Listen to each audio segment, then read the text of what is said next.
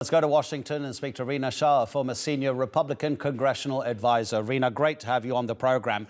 It seems to me as if this may be peak America, a former president hawking sneakers in the world's biggest consumer society. It's almost shocking if it weren't so actually rooted in who the former president was before he even came to the White House. He was known to sell bottled water, steak. There was even a Trump University. So in essence, this kind of goes along with who he really is as a person. And let's not forget, he's not the president anymore. He's a private citizen. So it comes as no surprise that he would lean into the capitalistic nature of what we have in everyday American life. Is it in any way damaging politically? You remember, Rina, before he became president, people were saying, you know, Donald Trump's only standing to boost his business empire, to raise the profile of the Trump organization. I mean, this seems to be a perfect intersection. He likes this, the politics and business and how they mix together. But is it damaging, or is it just, oh, he's living the American dream?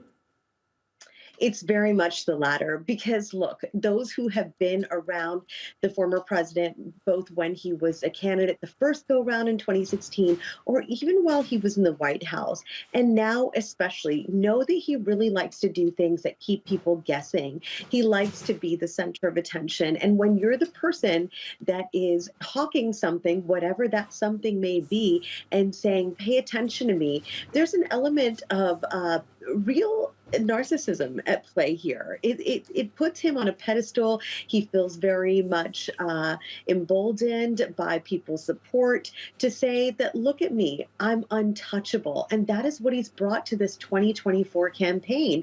He continues on with it, feeling as if the political winds are behind him. But when you look at the data, and that's what you really ought to look at, because look, the Republican primary will be over by June, and then he's got to kick into general election mode.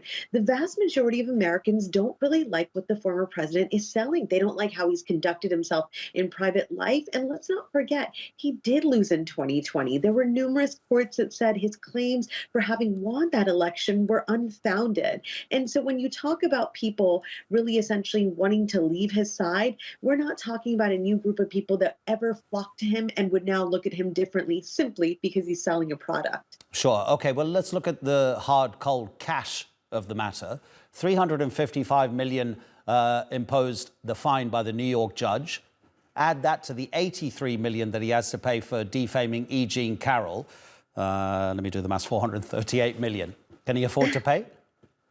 Well, and let's not forget the complicating factor for this $355 million judgment from just a couple days ago. What that judgment has is potential penalty on top of it. So we're talking about a potential another 100 million, somewhere between 90 to 100 million of interest.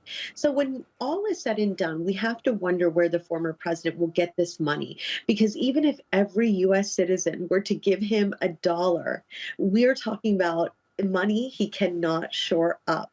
And that is essentially the heart of the matter here, is that even if Trump needs to pay these bills, is privately liable, cannot get a loan from the state of New York, for example, or any financial institution within the state of New York, for the next 3 years. How in the world is he going to come up with this money? And so therefore, you see a lot of the actions he's taking right now, the foremost of them trying to make his daughter-in-law the co-chair of the Republican National Committee.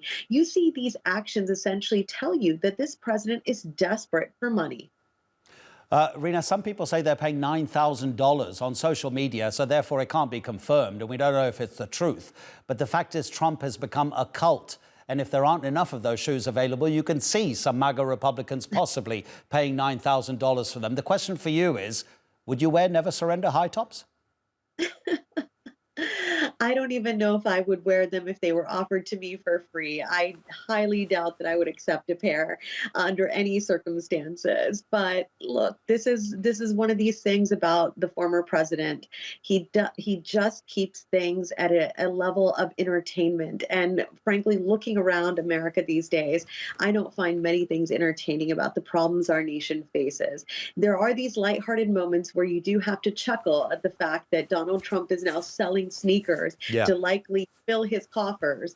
But at the end of the day, this is a distraction, and it doesn't earn him any points with the people he needs to pick up votes from. Rina, thank you so much indeed. I'll end with called Fefe. Take care. Thank you.